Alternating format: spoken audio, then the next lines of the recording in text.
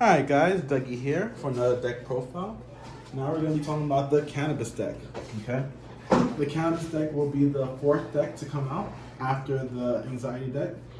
And it's an offensive hybrid, which is the opposite of the Anxiety deck. Anxiety deck is a defensive hybrid.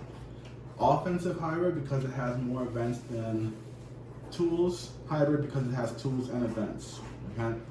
So we're going to have 6 events and only 3 tools. Your 6 events will be 2 probations, which says negate and destroy 1 need, 2 paranoias, which is bounce 1 need on the field to owner's hand, and 2 motivation losses. Shuffle 1 need to owner's deck.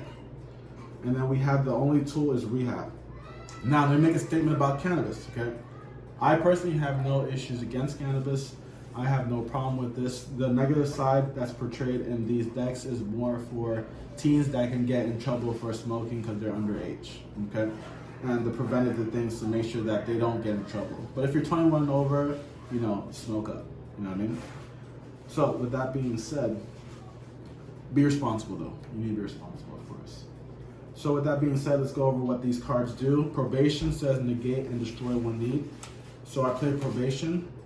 I'm gonna negate as if I pretend like it never happened. So let's say my opponent plays his level 3 need. I could flip over, where is it? Flip over probation, negate, meaning that it never happened, so he doesn't get to level up to level 4, and destroy it. That means it goes here, okay? So he's trying to level up to level 4 by playing his last level 3 need. I flip this over and negate it. So he's still at level 3, and it gets destroyed. So next turn he has to play it again. That's how probation works. Now, paranoia. Bounce 1 need on the field to owner's hand. So let's say the same thing, but it doesn't negate it, okay? So you probably don't want to activate this on the last card of the person's level. You want to activate it way before that. So let's say if he starts his turn, you can flip over paranoia, and bounce this need to his hand. So now he has to spend an extra player card during his turn because he can only play 2 needs per turn. If you flip 1 back, that means that you're 1 need ahead of him because it's a race. So that's how paranoia works. Kind of like probation, only difference is it's a little softer because it goes back to their hand versus gets destroyed. But it still kind of slows them down. The most powerful, in my opinion, is the motivation loss because it says shuffle 1 need to the owner's deck. This is most powerful at the beginning of the game because their deck is usually bigger. So let's say instead of bouncing it to their hand, I play motivation loss, and now this card, their need has to shuffle into their deck. Okay, this need has to shuffle into their deck, which sucks for them because at least here. They can get this back from here by facing their fares or their DSM, but in their deck, they have to draw it all over again, which takes way longer. So that's why, in my opinion, motivation loss is the strongest one. In late game, it's not as powerful because your deck is usually deplenished by the end of the game or towards the end of the game. And if your deck is diminished, you still keep playing, okay? You just don't have to draw anymore, all right? So the game is not over if you run out of cards in your deck. So that's motivation loss.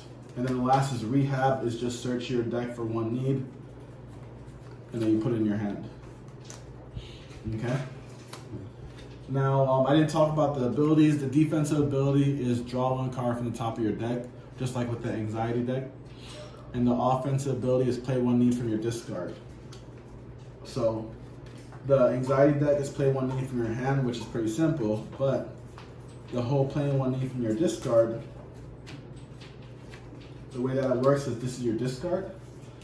So let's say that you had a level 3 in there. The way that you would do your turn is that first you would draw a card.